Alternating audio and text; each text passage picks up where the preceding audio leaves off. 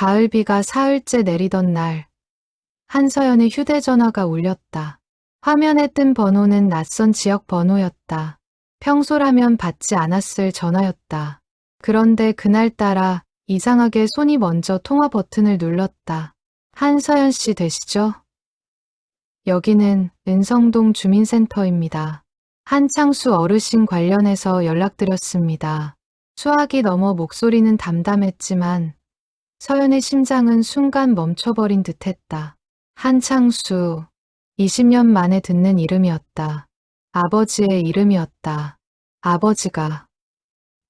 왜요? 어제 새벽에 돌아가셨습니다.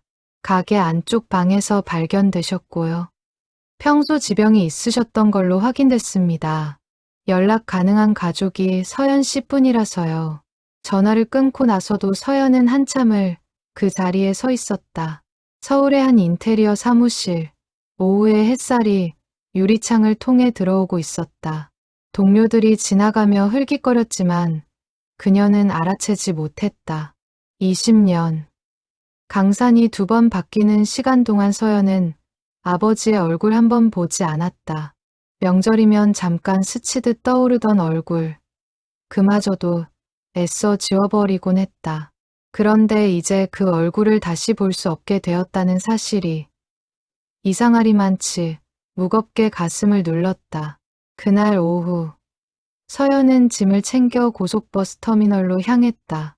창밖으로 스치는 풍경이 점점 낯익어지자 가슴 한구석이 저려왔다. 은성동. 어린 시절을 보낸 마을이었다. 버스에서 내려 걸어 들어간 골목은 기억보다 훨씬 좁고 낡아 있었다.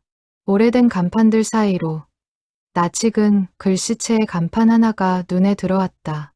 은성 양화점 30년 전통 구두 수선. 페인트가 벗겨진 간판 아래 셔터는 반쯤 내려져 있었다. 서연은 그 앞에 멈춰서서 오랫동안 움직이지 못했다.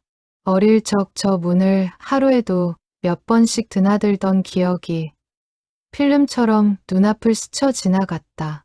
가게 문을 밀고 들어서자 가죽과 본드 냄새, 오래된 나무 냄새가 코끝을 스쳤다. 20년 전과 조금도 달라지지 않은 냄새였다. 낡은 작업대 위에는 손질하다 만 구두 한 켤레가 그대로 놓여 있었고 벽에는 색이 바랜 옛날 달력이 걸려 있었다. 서연은 천천히 가게 안으로 걸음을 옮겼다. 어릴 적 학교가 끝나면 곧장 이곳으로 달려와 숙제를 하던 자리, 작은 나무 의자가 그대로 구석에 놓여 있었다. 의자 다리 하나가 짧아 늘 삐걱거리던 것도, 그 위에 앉아 아버지가 구두 밑창을 갈아 끼우는 모습을 몇 시간이고 구경하던 것도 모두 어제 일처럼 생생하게 떠올랐다. 벽 한쪽에는 손님들이 놓고 간 감사 편지 몇 장이 앞정으로 꽂혀 있었다. 한 사장님, 늘 감사합니다. 덕분에 아끼는 구두를 오래 신어요.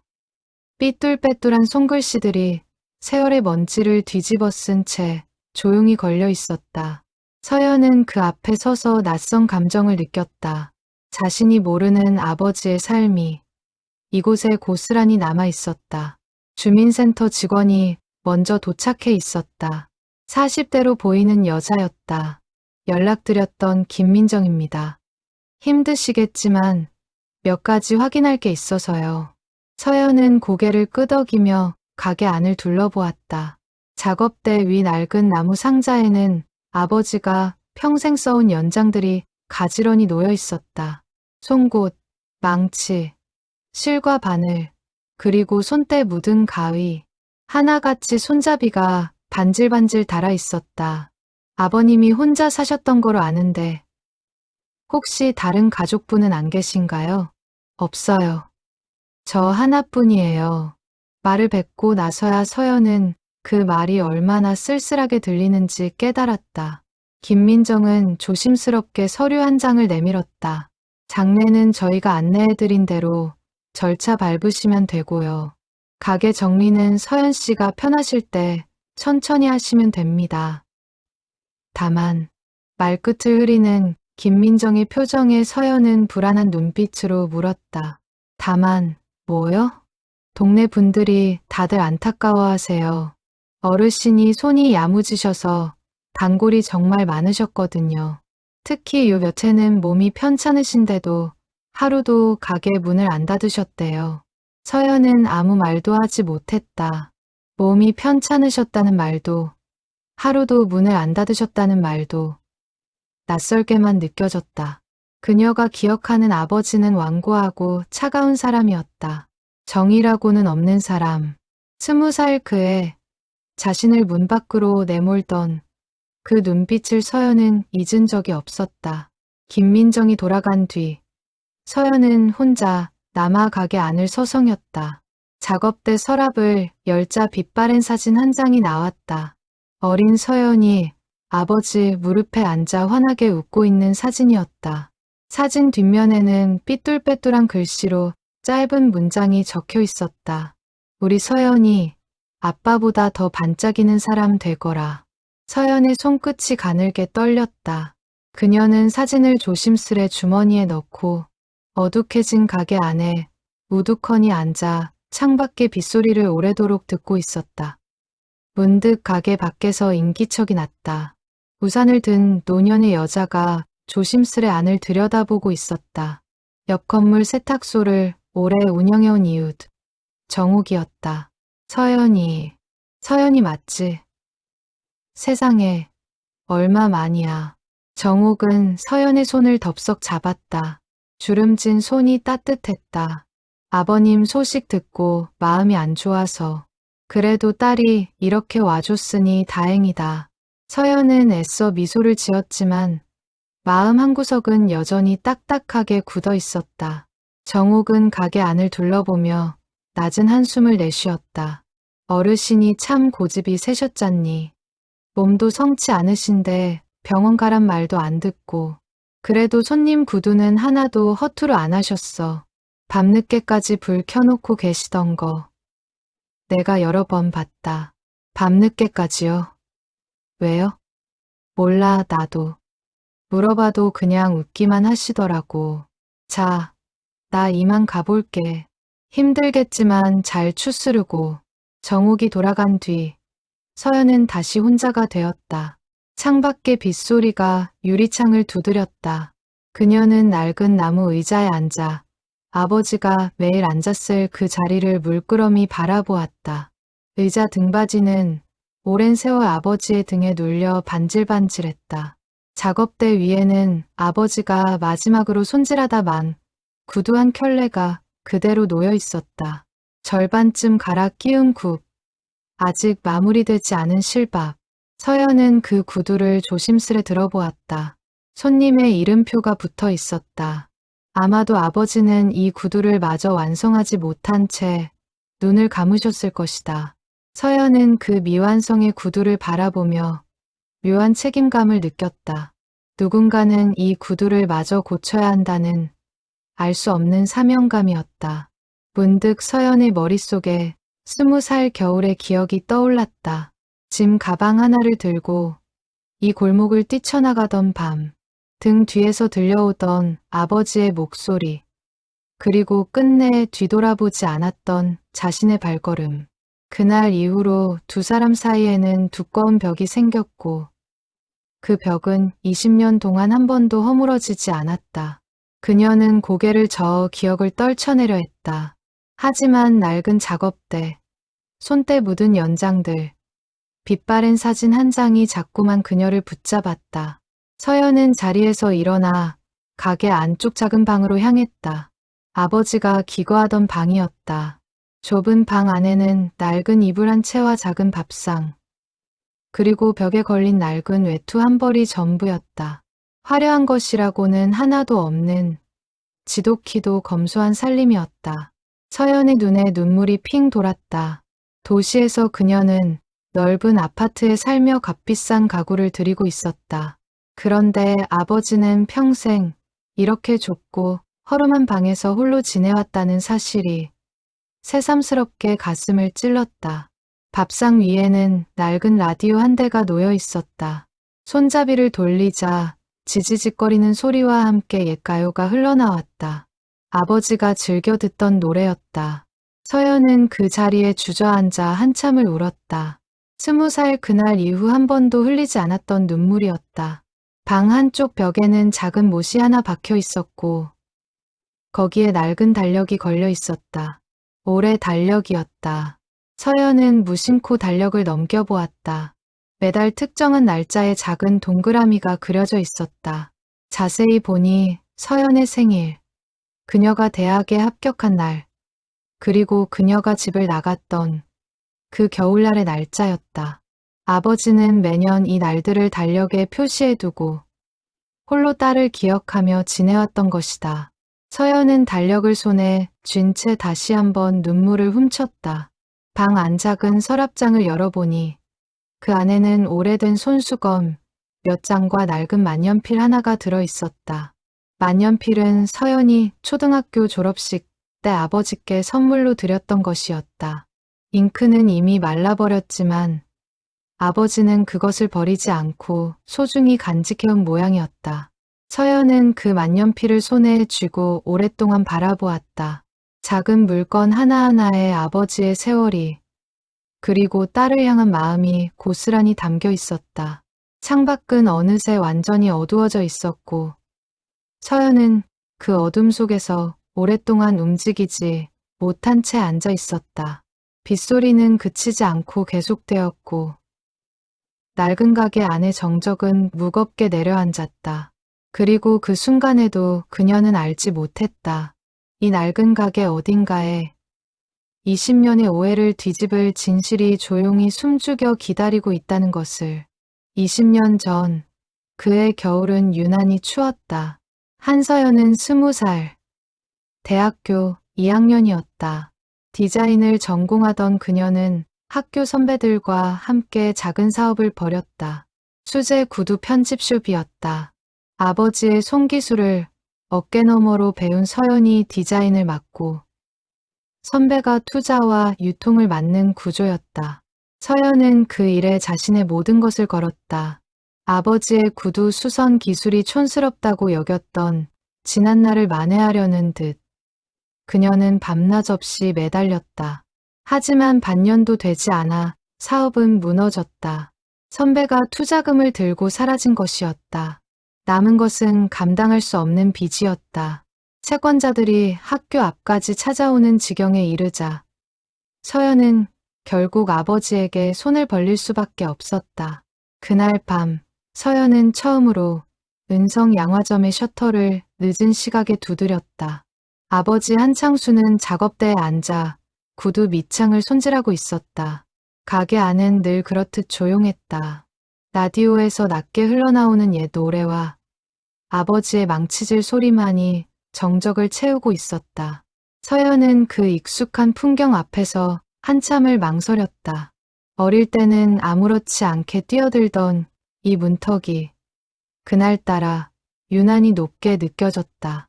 아빠, 저 드릴 말씀이 있어요. 한창수는 돋보기 너머로 딸을 힐끗 보았을 뿐 손을 멈추지 않았다. 빚졌구나. 서연은 흠칫 놀랐다. 아버지는 이미 소문을 통해 알고 있었던 것이다. 얼마냐? 떨리는 목소리로 금액을 말하자 한창수의 손이 순간 멈췄다. 평생 구두를 고쳐 모은 돈으로는 감당하기 힘든 액수였다. 침묵이 흘렀다. 서연은 그 침묵이 견딜 수 없이 무겁게 느껴졌다. 제가 알아서 할게요. 그냥 알고만 계시라고 말씀드린 거예요. 서연은 그렇게 말하고 돌아섰다. 자존심이었다. 도와달라는 말을 차마 입 밖으로 낼 수 없었다. 그런데 등 뒤에서 아버지의 목소리가 낮게 울렸다. 내가 알아서 하겠다는 게 뭘 어떻게 하겠다는 거냐. 제 일이에요. 아빠가 상관할 일 아니에요. 말이 뱉어지고 나서야 서연은 아차 싶었다. 하지만 이미 늦었다. 한창수의 표정이 순식간에 굳었다. 그래, 내 일이니 내가 알아서 해라. 그 한마디가 서연의 가슴에 비수처럼 꽂혔다. 그녀는 눈물을 삼키며 가게를 뛰쳐나왔다.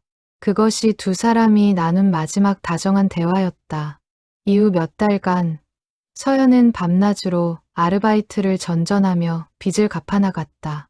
아버지에게는 단 한 번도 다시 손을 벌리지 않았다. 오히려 더 독하게, 더 차갑게 스스로를 몰아세웠다. 그리고 그해 겨울, 결정적인 사건이 벌어졌다. 서연이 자취방 보증금까지 빼서 빚을 갚던 무렵, 낯선 소문이 들려왔다. 아버지가 가게를 담보로 큰돈을 빌렸다는 소문이었다. 서연은 그 소문을 듣고 곧장 가게로 달려갔다. 아빠, 가게를 담보로 돈을 빌리셨다는 게 사실이에요? 한창수는 대답 없이 구두만 만졌다. 그 침묵이 서연에게는 긍정으로 들렸다. 저 때문이죠. 제가 그러지 말라고 했잖아요. 왜 제 말을 안 들으세요? 아빠는 늘 이래요. 저한테 물어보지도 않고 그냥 혼자 다 결정해버리고. 저는 아빠 딸이지 아빠 소유물이 아니에요. 한창수는 여전히 말이 없었다. 그 침묵이 서연을 더욱 화나게 했다. 그녀는 짐을 챙기기 시작했다. 이 집에서, 이 골목에서 더는 견딜 수 없다고 생각했다. 저 나갈게요. 다시는 안 와요. 가방을 메고 문을 나서는 순간 아버지의 목소리가 등 뒤에서 들려왔다. 낮고 갈라진 목소리였다. 조심해서 가라. 그것이 전부였다. 붙잡지도 설명하지도 않는 아버지의 태도에 서연은 더욱 상처받았다. 그녀는 뒤돌아보지 않고 골목을 빠져나갔다. 눈발이 날리기 시작하던 겨울밤이었다. 서연은 그날 밤 버스터미널 대합실에서 밤을 새웠다. 손끝이 얼어붙을 만큼 추운 밤이었지만 그녀는 오히려 그 추위가 반가웠다. 마음속에서 뜨겁게 끓어오르는 억울함과 서러움을 조금이나마 식혀주는 것 같았기 때문이다. 첫 차를 타고 도시로 올라가는 내내 그녀는 차창에 이마를 기댄 채 다짐했다. 다시는 아버지에게 아쉬운 소리를 하지 않겠다고. 혼자 힘으로 반드시 성공하겠다고. 도시에서의 삶은 녹록지 않았다. 낮에는 편의점 아르바이트를, 밤에는 인테리어 사무실 막내 자리를 전전하며 서연은 하루하루를 버텼다. 월세를 내지 못해 며칠씩 굶은 적도 있었다. 그런 밤이면 문득 아버지의 손이 구두 밑창을 정성스레 꿰매던 그 투박한 손이 떠올랐다. 하지만 그녀는 애써 그 기억을 밀어냈다. 전화 한 통이면 목소리를 들을 수 있었지만 서연은 끝내 번호를 누르지 않았다. 한 번은 독감에 걸려 며칠을 꼬박 알아누운 적이 있었다. 좁은 자취방에 홀로 누워 천장을 바라보던 그 밤. 서연은 태어나 처음으로 뼈저린 외로움을 느꼈다. 몸이 아프니 마음까지 약해져서 몇 번이고 아버지에게 전화를 걸고 싶은 충동이 일었다. 하지만 그때마다 그녀는 이불을 뒤집어 쓰고 눈을 질끈 감았다. 지는 것 같아서, 약한 모습을 보이는 것 같아서 견딜 수 없었다. 그렇게 열이 펄펄 끓는 몸으로 사흘을 홀로 버텨낸 뒤에야 서연은 겨우 자리에서 일어날 수 있었다. 명절이 다가올 때마다 마음이 흔들리기도 했다. 하지만 그럴 때마다 그날 밤 아버지의 침묵이 붙잡지 않던 그 무심함이 떠올라 다시 마음을 다잡았다. 자신이 힘들다고 손을 내밀었을 때 아버지는 아무 말도 해주지 않았다. 그런 사람에게 다시 다가갈 이유가 없다고 서연은 스스로를 설득했다. 가끔 명절 연휴, 텅 빈 자취방에 홀로 앉아 텔레비전에서 흘러나오는 고향 소식을 볼 때면 서연은 저도 모르게 눈시울이 붉어지곤 했다. 다른 이들은 다들 가족과 둘러앉아 웃고 있는데 자신만 혼자라는 사실이 사무치게 외로웠다. 그럴 때마다 그녀는 애써 그 감정을 밀어내며 텔레비전 채널을 돌리거나 밀린 일감을 붙잡고 밤을 지새웠다. 외로움을 일로 덮어버리는 것이 그녀가 스스로를 지키는 유일한 방법이었다. 세월이 흐르며 서연은 조금씩 자리를 잡아갔다. 인테리어 회사에서 능력을 인정받아 대리로, 과장으로 승진했고 30 중반에는 작은 설계 사무소를 독립적으로 차릴 수 있었다. 겉으로는 성공한 삶이었다. 그 과정은 결코 순탄하지 않았다. 서연은 남들보다 2배, 3배는 더 노력해야 한다고 스스로를 다그쳤다. 주말도 반납한 채 일에 매달렸고 몸이 아파도 티내지 않고 버텼다.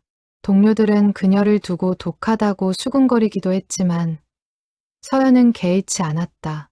오히려 그런 평가가 자랑스러웠다. 아버지 없이도 그 누구의 도움 없이도 홀로 우뚝 설 수 있다는 것을 증명하고 싶었기 때문이다. 그녀는 종종 밤늦게 퇴근하는 길, 아무도 없는 사무실 창가에 서서 도시의 불빛을 내려다보며 다짐하곤 했다. 언젠가 반드시 성공해서 아버지가 자신을 걱정할 필요가 없었다는 것을 보여주겠다고. 그러나 그 다짐 뒤에는 스스로도 미처 깨닫지 못한 외로움이 늘 함께하고 있었다. 하지만 명절마다, 생일마다 그녀의 마음 한구석에는 채워지지 않는 허전함이 있었다. 그것이 무엇인지 서연은 애써 외면했다. 며칠 전 고향 친구를 통해 아버지의 소식을 간간히 전해 듣기는 했다. 여전히 가게를 지키고 계신다는 것, 건강이 예전 같지 않다는 것. 그때마다 서연은 마음이 무거웠지만 먼저 연락할 용기는 끝내 내지 못했다. 자존심 때문이었을까? 아니면 이미 너무 멀어져 버린 시간이 두려웠던 것일까? 서연 자신도 정확한 답을 알지 못한 채로 20년이라는 시간이 흘러갔다. 그리고 이제 아버지의 부고와 함께 다시 서게 된 이 낡은 가게 안에서 서연은 그날 밤의 기억을 마주하고 있었다.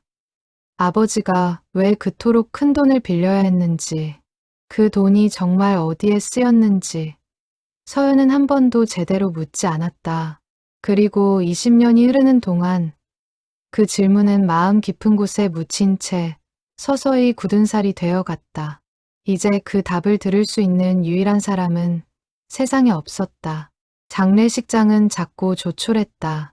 3일장이었지만 찾아오는 조문객은 뜻밖에도 끊이지 않았다.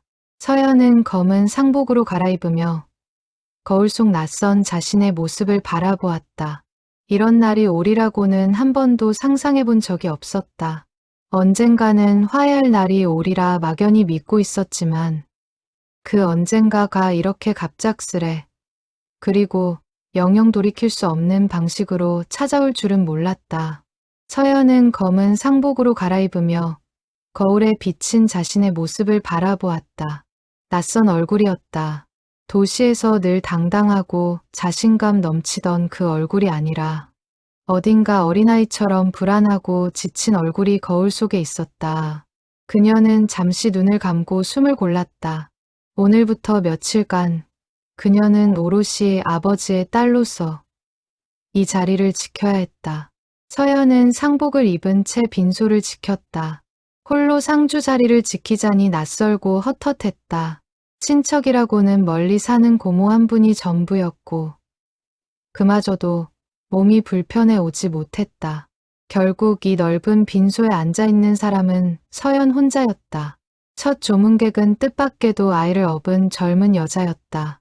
서연은 상주 자리에 앉아 오가는 조문객들을 하나하나 눈에 담았다. 낯선 얼굴들 속에서 그녀는 자신이 아버지의 삶에 대해 얼마나 무지했는지를 실감했다. 저 많은 사람들 중 누구도 서연이 아는 아버지에 대해 말하지 않았다. 그들이 말하는 아버지는 서연이 20년간 마음속에 품고 있던 차갑고 무뚝뚝한 아버지와는 전혀 다른 사람이었다.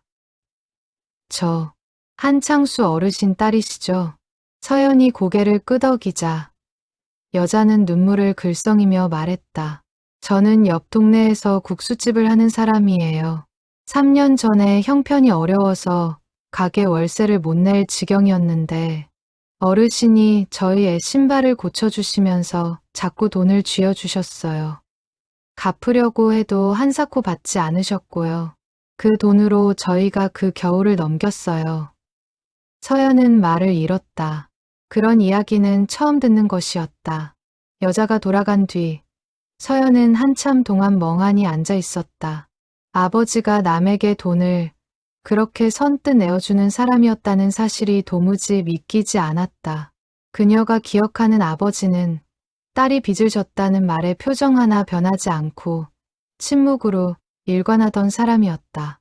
그런 아버지가 정작 남에게는 그토록 넉넉했다는 사실이 이상한 배신감처럼 가슴을 저릿하게 했다. 두 번째 조문객은 지팡이를 짚은 노인이었다. 내가 한 사장 오랜 단골이여. 10년 전에 다리를 다쳐서 걷기가 힘들었는디. 이 양반이 나 맞춤으로 신발을 특별히 만들어줬어. 돈도 제대로 안 받고 말이여. 참 고마운 사람이었는디. 이렇게 가버리다니. 노인이 지팡이를 짚고 힘겹게 돌아간 뒤 서연은 빈소 구석의 방명록을 펼쳐보았다. 삐뚤빼뚤한 글씨, 반듯한 글씨, 서툰 글씨들이 빼곡히 적혀 있었다. 한 사장님 은혜 잊지 않겠습니다. 평생 감사했습니다. 하늘에서는 편히 쉬세요. 낯선 이름들 사이로 반복되는 감사의 말들이 서연이 알던 아버지와는 전혀 다른 사람을 그려내고 있었다. 세 번째는 지역 아동센터에서 일한다는 젊은 남자였다. 저희 센터 아이들 신발 몇 년째 한 어르신이 다 무료로 고쳐주셨어요. 겨울마다 새 운동화도 몇 켤레씩 손수 사다 주시고요. 저희는 그게 어디서 나오는 돈인지도 몰랐어요. 알고 보니 매달 조금씩 아껴서 마련하신 거더라고요. 조문객들의 이야기는 하나같이 서연이 알지 못하던 아버지의 모습이었다. 완고하고 무뚝뚝하기만 했던 아버지가 마을 곳곳에서 조용히 온정을 베풀어 온 사람이었다는 사실이 낯설게 다가왔다. 서연은 문득 아버지가 평생 홀로 감당해왔을 무게를 생각했다. 아내 없이 딸을 키우고 가게를 지키고 이웃을 돌보면서도 정작 자신을 위해서는 아무것도 남기지 않은 삶. 그 모든 것을 말없이 감당해온 아버지의 어깨가 이제야 서연의 마음속에서 뚜렷한 무게로 다가오고 있었다. 남자가 돌아간 뒤 서연은 문득 궁금해졌다. 아버지는 대체 어디서 그런 여윳돈을 만들어 그 많은 사람을 도왔던 것일까? 가게 형편이 넉넉했던 것도 아니었다. 좁은 방, 낡은 이불, 몇 벌 되지 않는 옷가지를 떠올리면 오히려 궁색하다 싶을 정도였다. 그런데도 아버지는 어디선가 자꾸만 돈을 마련해 남을 도왔다. 그 돈의 출처가 무엇인지 서연은 짐작조차 할 수 없었다. 밤이 깊어지자 조문객의 발길이 뜸해졌다. 서연은 빈소 한쪽에 앉아 향내 자욱한 공기 속에서 아버지의 영정사진을 바라보았다. 사진 속 아버지는 낯설게도 온화한 미소를 짓고 있었다. 그녀가 기억하는 아버지의 표정과는 사뭇 다른 얼굴이었다. 그때 낯익은 얼굴이 빈소로 들어섰다. 정옥이었다.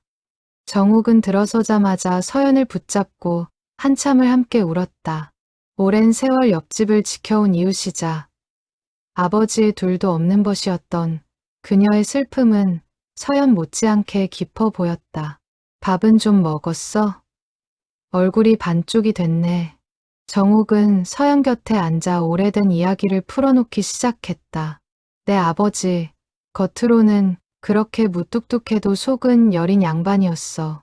특히 너 나가고 나서는 더 그러셨지.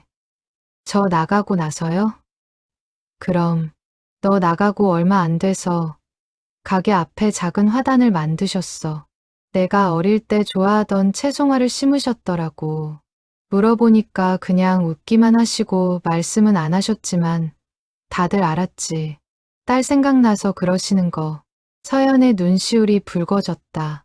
화단이라니 처음 듣는 이야기였다. 정옥은 이야기를 이어갔다. 작년 이맘때였나. 내가 화단에 물을 주고 계신 어르신을 봤어.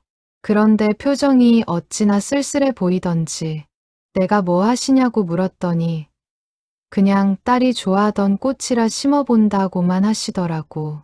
더 물어보고 싶었는데 그 이상은 말씀을 안 하셨어.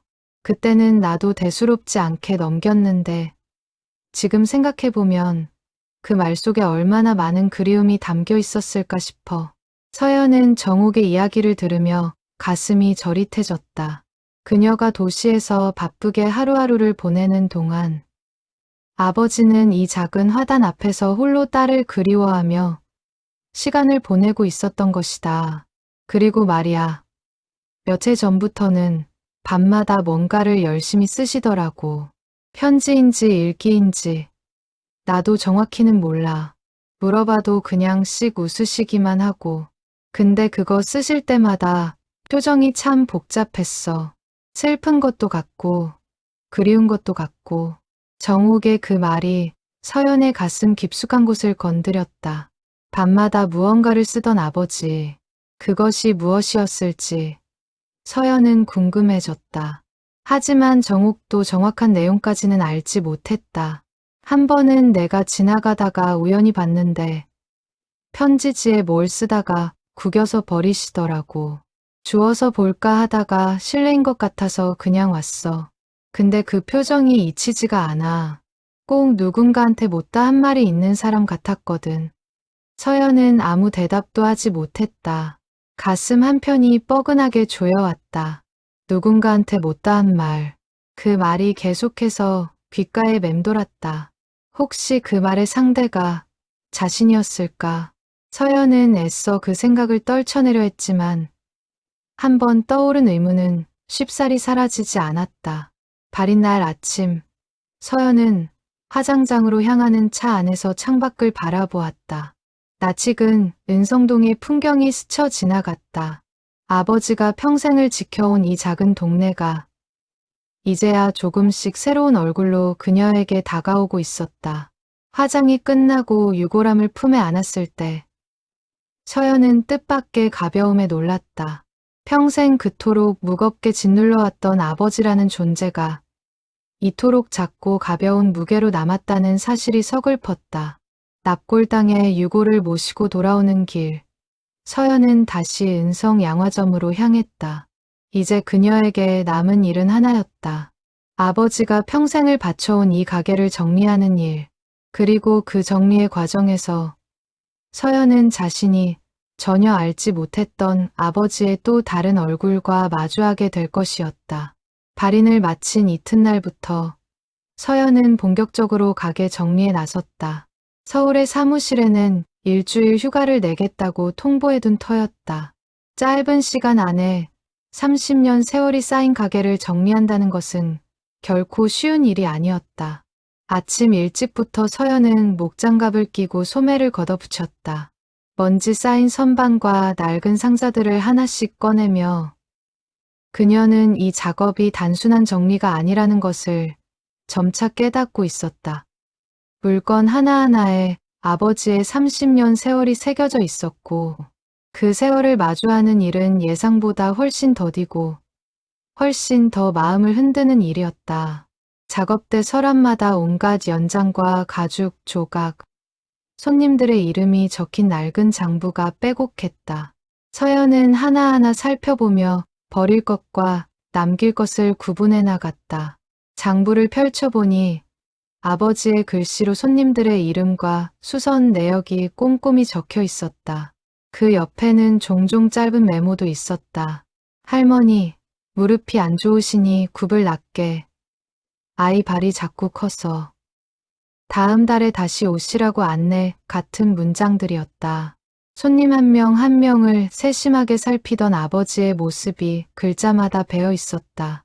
가게 안쪽 창고에는 손님들이 오랫동안 찾아가지 않은 신발들이 상자째 쌓여 있었다. 그 상자들을 하나씩 열어보던 서연의 손이 문득 멈췄다. 낡은 종이 상자 하나, 겉면에 빛바랜 글씨로 서연이 첫 등교라고 적혀 있었다. 창고는 좁고 어두웠다. 먼지 쌓인 선반 위로 낡은 형광등 하나가 깜빡이며 빛을 내고 있었다. 서연은 그 흐릿한 불빛 아래에서 상자들을 하나씩 살펴보았다. 대부분은 손님들이 찾아가지 않은 낡은 신발들이었지만 유독 한쪽 구석에 놓인 상자 하나가 다른 것들과는 다르게 정갈하게 포장되어 있었다. 창고 안은 먼지로 자욱했다. 서연은 마스크를 쓰고 상자들을 하나씩 옮기며 정리해 나갔다. 대부분은 손님들이 찾아가지 않은 낡은 구두나 수선에 필요한 자재들이었다. 그런데 유독 한쪽 구석에는 다른 상자들과 확연히 구분되는 정갈하게 포장된 상자 몇 개가 놓여 있었다. 겉면에는 하나같이 서연과 관련된 글씨가 적혀 있었다. 서연이 소풍 사진, 서연이 상장들, 서연이 편지. 서연은 그 상자들 앞에서 걸음을 멈췄다. 서연은 떨리는 손으로 상자를 열었다. 안에는 작은 아이 구두 한 켤레가 들어 있었다. 서연이 초등학교에 처음 입학하던 날 신었던 구두였다. 굽이 다 닳고 가죽이 갈라져 있었지만 정성스레 보관되어 있었다. 구두 안쪽에는 작은 글씨로 이름표가 붙어 있었다. 한서연, 7세. 서연은 그 구두를 품에 안고 한참을 앉아 있었다. 이런 것까지 간직하고 계셨을 줄은 몰랐다. 상자 안쪽에는 작은 사진 몇 장도 함께 들어 있었다. 초등학교 입학식 날, 교문 앞에서 어색하게 웃고 있는 어린 서연과 그 옆에서 카메라를 낯설어하며 서 있는 젊은 아버지의 모습이었다. 사진 속 아버지는 서연의 기억보다 훨씬 젊고 훨씬 다정한 눈빛을 하고 있었다. 서연은 상자를 품에 안은 채 한참을 움직이지 못했다. 잊고 지냈던 유년의 기억들이 하나둘 떠올랐다. 아버지의 자전거 뒤에 앉아 등굣길을 달리던 아침. 비 오는 날이면 우산을 들고 교문 앞에서 기다려주던 모습. 아파서 끙끙 앓던 밤이면 밤새 이마에 물수건을 얹어주던 손길. 그 모든 기억이 20살 겨울의 차가운 기억 아래 오랫동안 묻혀 있었다는 사실을 서연은 이제야 깨달았다. 그녀는 눈물을 닦으며 정리를 계속했다.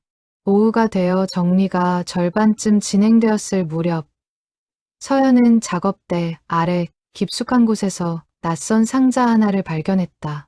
다른 상자들과 달리 최근에 만든 듯한 튼튼한 나무 상자였다. 자물쇠가 걸려 있었다. 서연은 열쇠를 찾아 주변을 뒤졌지만 보이지 않았다. 그 순간 서연의 시선이 작업대 한쪽에 놓인 구두 한 켤레에 머물렀다. 낡고 오래된 여성용 구두였다. 다른 물건들과 달리 유독 정성스레 손질된 흔적이 있었다.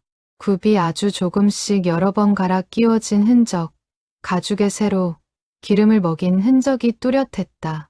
서연은 그 구두를 조심스레 들어보았다. 묵직한 느낌이 손끝에 전해졌다. 보통 구두보다 확연히 무거웠다.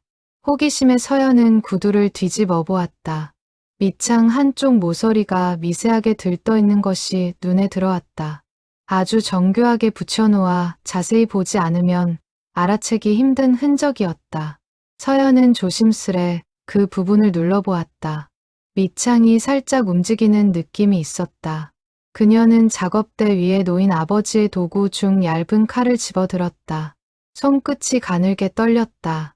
20년 만에 처음으로 서연은 아버지가 만졌을 그 연장을 자신의 손으로 잡고 있었다.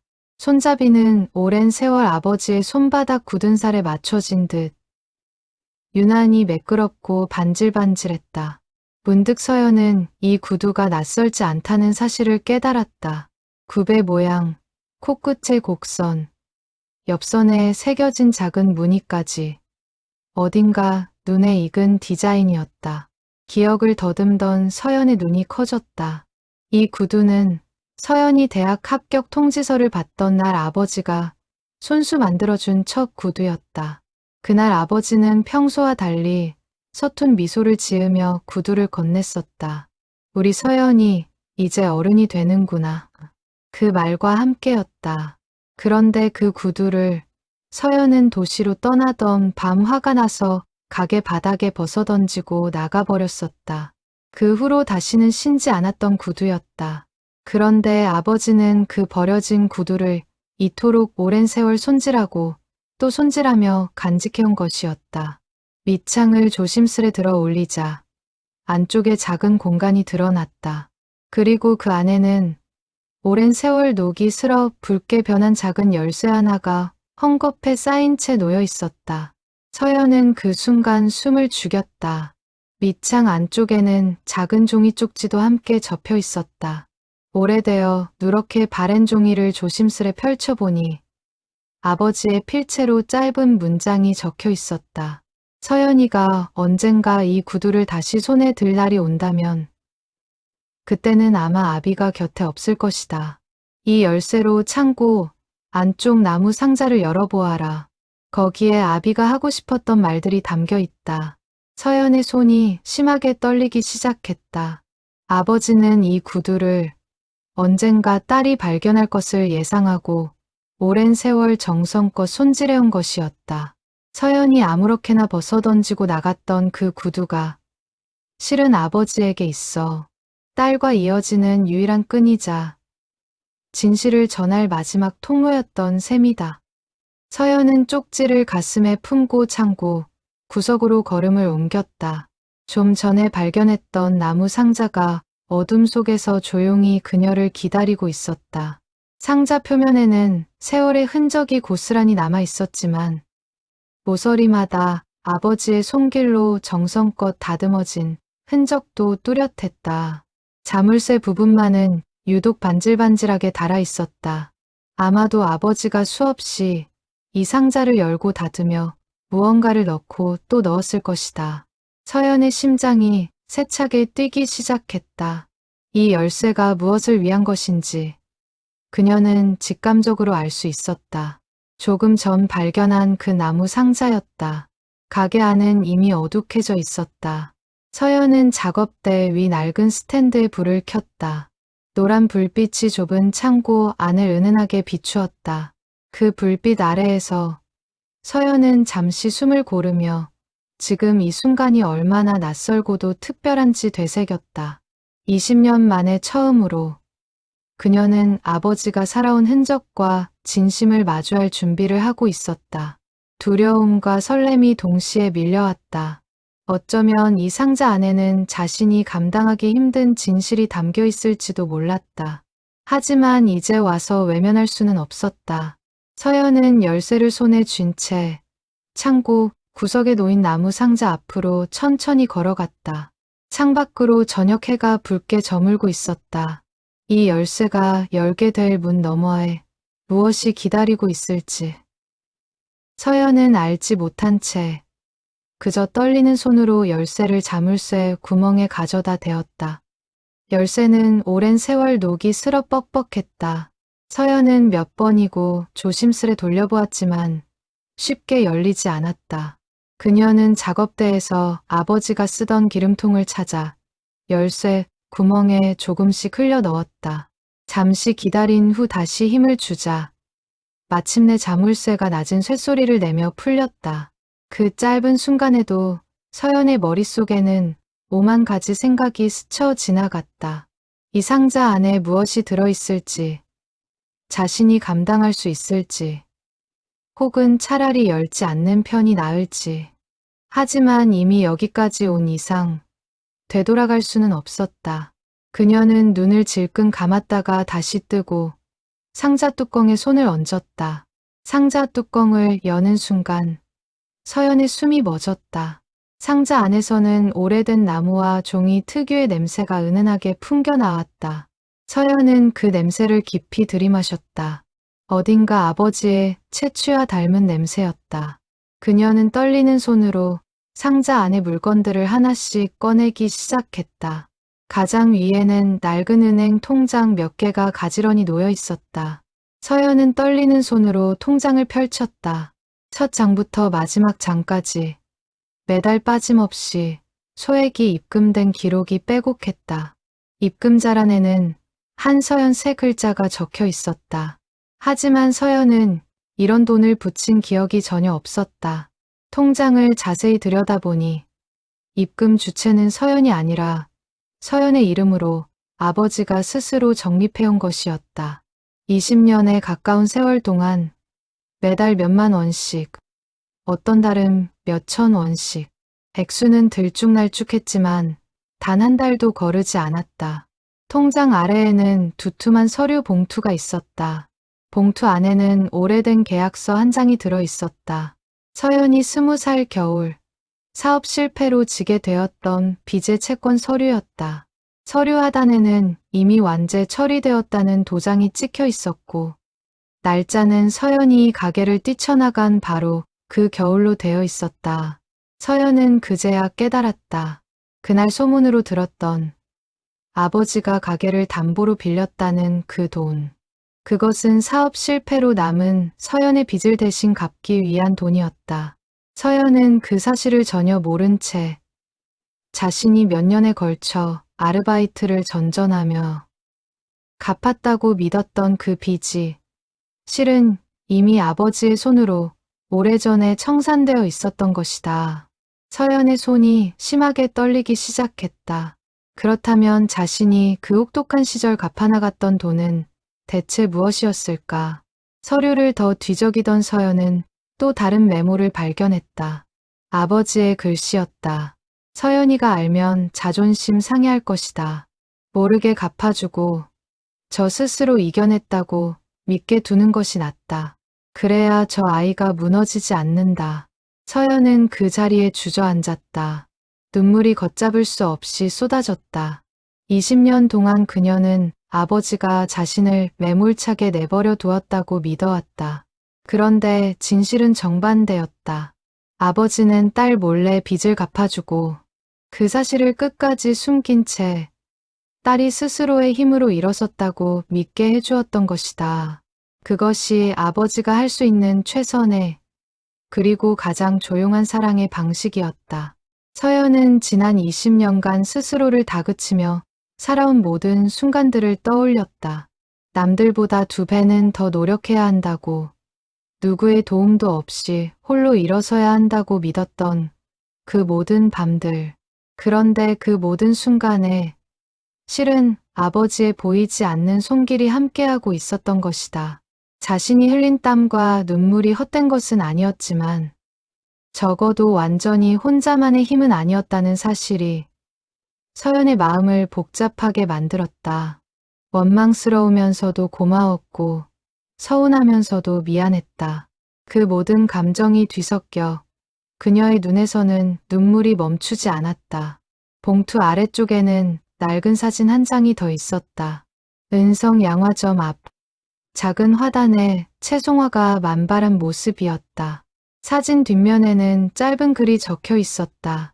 사진 속 화단은 지금보다 훨씬 풍성하고 화사했다. 아마도 아버지가 건강했을 때 가장 정성껏 가꾸었던 시절의 모습이었을 것이다. 서연은 그 사진을 오랫동안 들여다보며 언젠가 저 화단이 다시 저렇게 풍성해질 날을 그려보았다. 서연이가 좋아하던 꽃, 매년 심는다. 언젠가 다시 보러 오면 좋겠다. 서연은 사진을 가슴에 품은 채 오래도록 울었다. 창밖은 이미 완전히 어두워져 있었다. 그녀는 통장을 다시 한번 천천히 넘겨보았다. 입금 날짜들을 손끝으로 하나하나 짚어가던 서연은 문득 이상한 규칙을 발견했다. 유독 액수가 큰 달들이 있었다. 서연이 회사에서 큰 프로젝트를 성공시켰다고 소문이 났던 달. 서연이 몸살로 며칠 알아누웠다는 소식이 동네에 돌았던 달. 서연의 생일이 있는 달. 아버지는 마치 딸의 인생 구비구비를 멀리서나마 지켜보며 그때마다 자신만의 방식으로 응원과 위로를 보내고 있었던 것이다. 물론 서연은 단 한 번도 그 응원의 손길을 느끼지 못했지만 봉투 한 구석에는 작은 메모지도 붙어 있었다. 아버지의 필체로 적힌 짧은 글이었다. 이 돈은 언젠가 서연이가 정말 힘들 때 쓰라고 모아둔 것이다. 혹시 아비가 먼저 세상을 뜨면 이 통장이 서연이에게 작은 힘이 되었으면 한다. 많지는 않지만 아비의 마음이라 생각해다오. 서연은 그 메모를 몇 번이고 다시 읽었다. 목이 메어 숨쉬기조차 힘들었다. 그녀는 지난 20년간 스스로 모든 것을 이뤄냈다고 자부하며 살아왔다. 그런데 그 모든 순간마다 보이지 않는 곳에서 아버지의 마음이 함께하고 있었다는 사실을 이제야 알게 된 것이다. 상자 옆면에는 작은 나무 조각 하나도 놓여 있었다. 자세히 보니 서연의 이름 첫 글자를 새긴 도장이었다. 아마도 아버지가 직접 나무를 깎아 만든 듯 투박하지만 정성이 가득한 솜씨였다. 서연은 그 도장을 손에 쥐고 한참을 바라보았다. 도장 손잡이 부분에는 손때가 반질반질하게 베어 있었다. 아버지가 얼마나 자주 이 도장을 손에 쥐고 만지작거렸는지 그 흔적만으로도 짐작할 수 있었다. 서연은 문득 이 도장이 무엇에 쓰이는 것이었을지 궁금해졌다. 통장 옆에 함께 놓여 있는 것으로 보아 아마도 언젠가 딸에게 통장을 넘겨줄 날을 대비해 미리 만들어둔 인감이 아니었을까 짐작되었다. 아버지는 그렇게 자신이 세상에 없더라도 딸이 이 돈을 온전히 찾아 쓸 수 있도록 작은 것 하나까지 세심하게 준비해 두었던 것이다. 서연은 그 철저함과 다정함이 동시에 느껴지는 손길 앞에서 다시 한번 목이 메어왔다. 그리고 상자 안가장 아래쪽에는 아직 열어보지 못한 또 다른 물건이 있었다. 낡은 편지, 봉투 여러 장이 고무줄로 단단히 묶인 채 조용히 그녀를 기다리고 있었다. 서연은 떨리는 손으로 그 묶음을 집어들었다. 봉투마다 적힌 날짜를 보니 몇 년에 걸쳐 꾸준히 쓰인 것들이었다. 그녀는 깊게 숨을 들이쉬고 가장 오래된 봉투부터 천천히 열기 시작했다. 상자 바닥에는 작은 수첩도 한 권 놓여 있었다.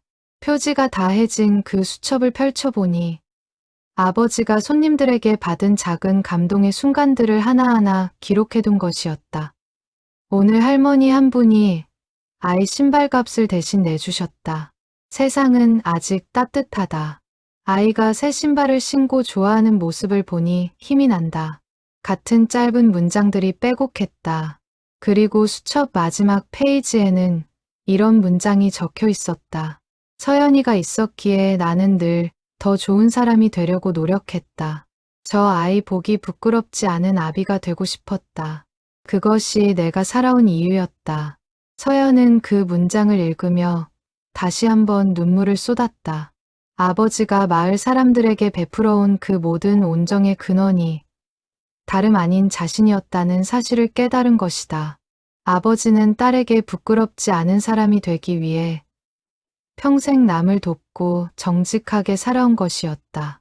서연은 수첩을 가슴에 꼭 끌어안았다.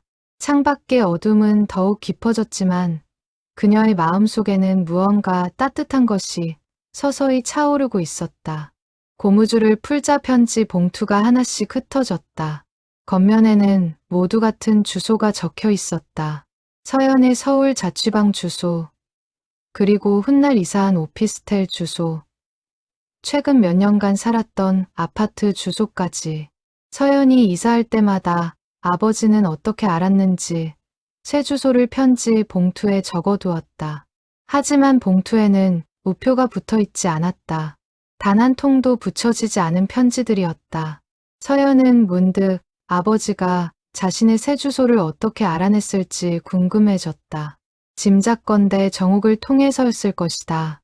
서연이 이사할 때마다 무심코 흘렸던 소식들이 정옥을 거쳐 아버지에게 전해지고 그때마다 아버지는 낡은 수첩에 새 주소를 옮겨 적었을 것이다. 그렇게라도 딸의 자리를 놓치지 않으려 했던 아버지의 마음이 서연의 가슴을 다시 한번 저리게 했다. 서연은 그 사실이 오히려 아버지의 마음을 더 선명하게 보여준다고 느꼈다. 붙이지 못했다는 것은 그만큼 용기가 없었다는 뜻이기도 했지만 동시에 단 한 번도 딸을 향한 마음을 접은 적이 없었다는 증거이기도 했다. 그녀는 봉투들을 날짜 순으로 가지런히 늘어놓았다. 30통이 훌쩍 넘는 편지가 작업대 위에 펼쳐졌다. 20년에 가까운 세월 동안 아버지는 거의 매년 한두 통씩 이렇게 딸에게 편지를 써왔던 것이다. 서연은 가장 오래된 봉투부터 열어보았다. 날짜는 그녀가 집을 나간 바로 그해 겨울이었다. 서연아, 오늘도 문 앞을 서성이다 돌아왔다. 내가 나갈 때 아무 말도 못 해준 아비를 용서해라. 사실은 붙잡고 싶었다. 그런데 자존심 상한 내 얼굴을 보니 무슨 말을 해도 소용없을 것 같더구나. 빚은 걱정 마라. 아비가 다 알아서 할 테니 너는 그저 몸 건강히만 지내다오. 문 앞을 서성였다는 그 한 문장이 그날 밤 자신이 떠난 뒤 아버지가 느꼈을 후회와 그리움을 고스란히 전해주고 있었다. 그녀는 다음 편지를 열기 전 잠시 숨을 고르며 마음을 다잡아야 했다. 서연은 편지를 든 손이 부들부들 떨렸다. 다음 편지를 열었다. 이듬해 봄에 쓴 것이었다. 서연아, 봄이 오니 화단에 채송화 싹이 올라오는구나. 내가 어릴 때 참 좋아했었지. 요즘도 좋아하는지 모르겠다. 편지를 써놓고도 붙일 용기가 안 난다. 혹시 이 편지를 받으면 아비를 원망만 하지 않을까 겁이 난다. 그래도 오늘 하루 너를 생각하며 지냈다는 것만은 알아주었으면 한다. 서연은 봉투를 하나씩 열어가며 시간의 흐름을 따라 읽어나갔다. 편지 속 아버지의 문장은 해가 갈수록 조금씩 달라졌다. 처음에는 미안함과 그리움이 가득했다면 몇 해가 지나자 딸의 근황을 궁금해하는 내용이 늘어갔다. 서연아, 소문에 내가 회사에서 대리로 승진했다더구나. 정옥이 통해서 들었다. 참 대견하다. 이 아비는 딸이 무슨 일을 하는지도 이제야 소문으로 듣는 처지가 되었구나. 그래도 잘 지낸다니 그것으로 됐다. 또 다른 편지에는 이런 구절도 있었다. 오늘은 텔레비전에서 인테리어 관련 프로그램을 봤다. 혹시 내가 나오지 않을까 하고 끝까지 지켜봤는데 결국 나오지 않더구나. 괜히 서운한 마음이 들어 나 자신이 우습기도 했다.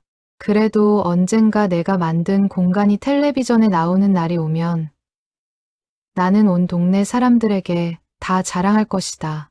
저게 내 딸이 만든 거라고. 또 다른 편지에는 이런 구절도 있었다. 요즘 다리가 예전 같지 않아 힘들구나. 그래도 걱정할 것 없다. 병원 가라는 정욱이 잔소리는 귓등으로 흘려듣고 있다. 내가 알면 걱정할까봐 아무한테도 말 안 했다. 이 편지도 붙이지 않을 테니 너는 모르는 게 낫겠지. 가장 최근 편지는 불과 석 달 전에 쓰인 것이었다. 아버지의 글씨가 눈에 띄게 떨리고 흐려져 있었다. 서연은 그 필체를 보는 순간 가슴이 철렁 내려앉았다. 이전 편지들과는 확연히 다른 힘없고 불안정한 글씨체였다. 종이 위 잉크 자국도 군데군데 번져 있었는데 아마도 눈물이 떨어진 흔적인 듯했다. 서연은 숨을 죽인 채 편지를 펼쳤다. 서연아, 이제는 손도 예전 같지 않아. 글씨가 엉망이다. 미안하다.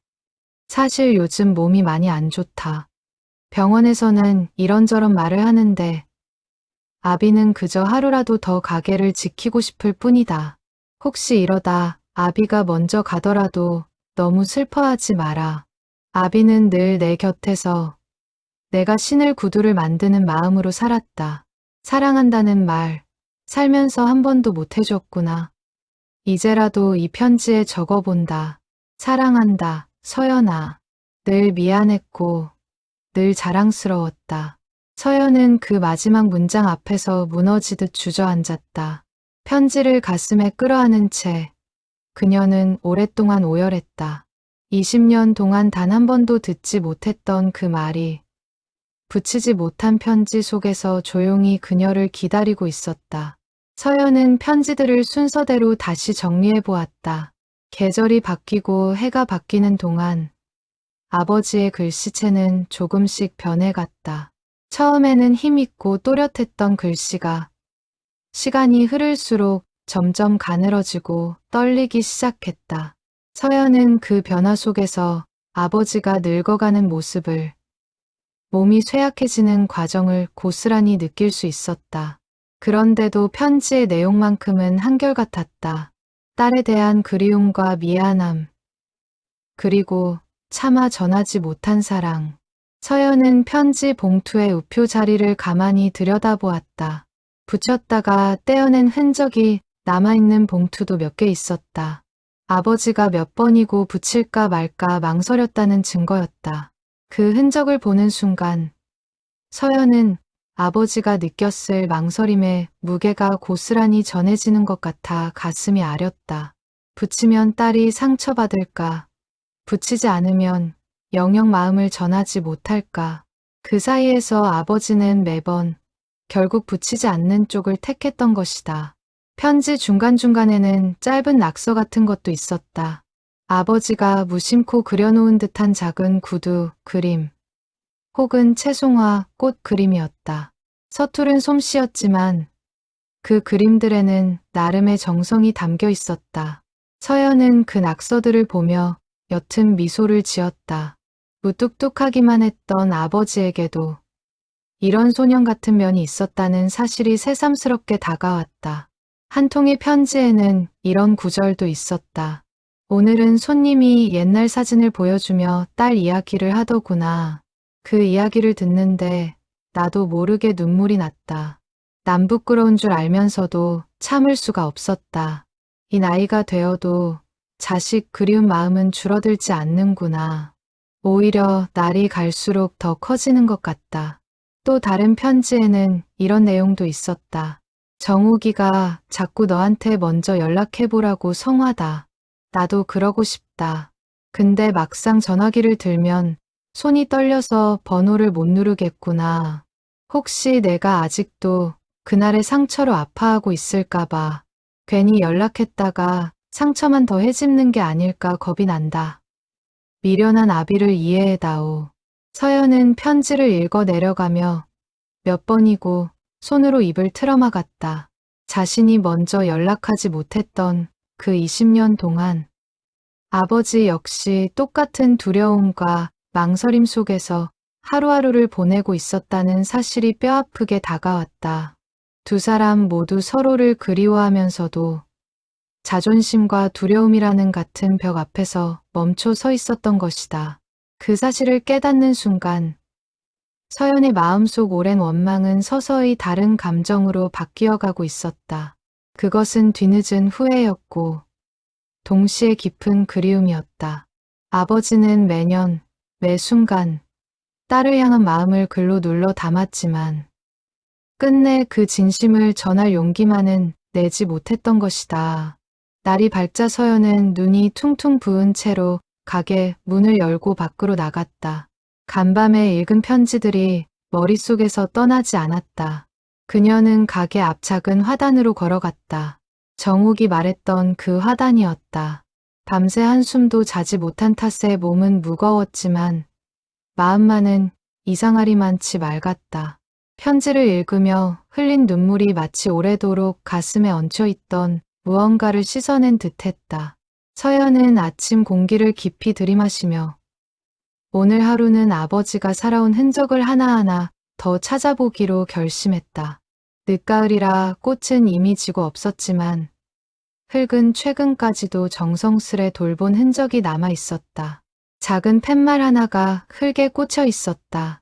서연이 꽃밭이라고 적힌 색바랜 나무 팻말이었다.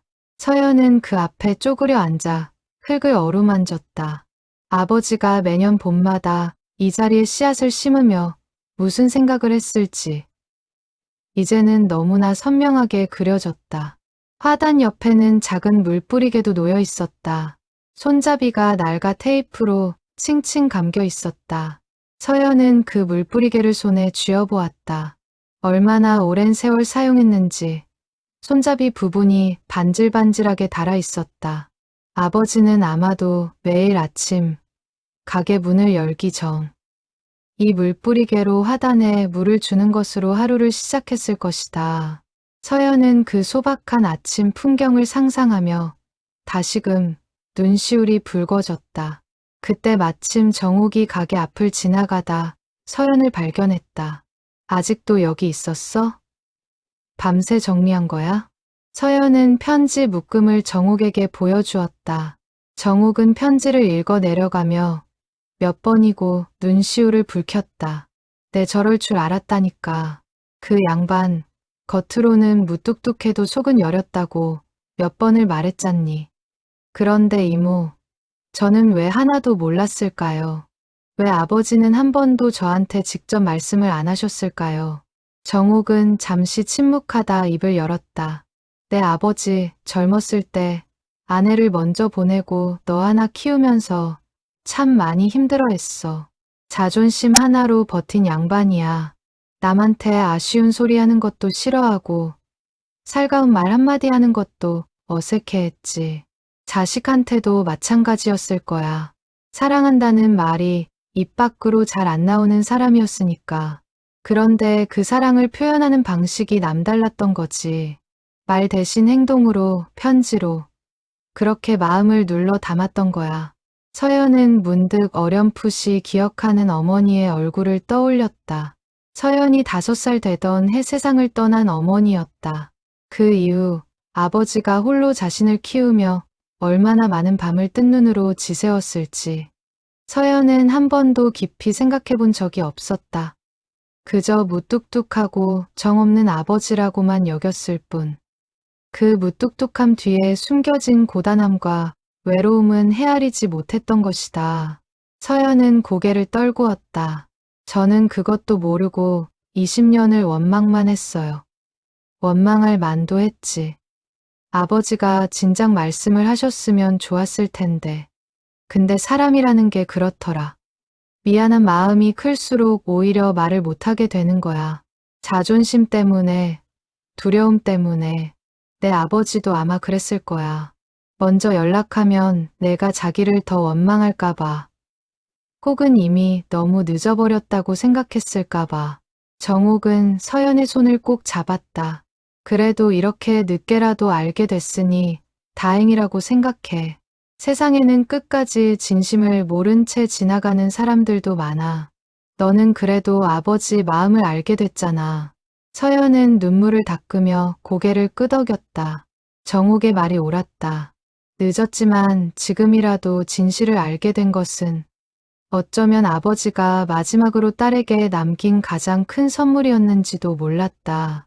원망 속에서 평생을 사는 것보다 뒤늦게라도 이해와 사랑을 되찾는 것이 훨씬 나은 일이라고.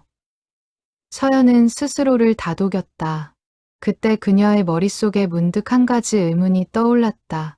이모, 그런데 아버지가 그렇게 매달 돈을 모아서 여기저기 도와주셨잖아요. 대체 그 돈이 다 어디서 났을까요? 형편이 그렇게 넉넉하지도 않으셨는데. 정옥의 표정이 묘하게 변했다. 그건 나도 자세히는 몰라. 근데 소문에는 내 아버지가 젊었을 때 큰 병원비를 감당 못해서 어려움을 겪은 적이 있었는데 그때 동네 사람들이 십시일반 도와줬다는 얘기가 있어. 그 은혜를 평생 잊지 않고 갚으며 사신 거라고. 다들 그렇게 짐작만 하고 있지. 서연은 그 말을 들으며 가슴이 먹먹해졌다. 아버지의 삶은 그녀가 알던 것보다 훨씬 깊고 훨씬 많은 사람과 연결되어 있었다. 정옥이 돌아간 뒤 서연은 화단 앞에 오래도록 앉아 있었다.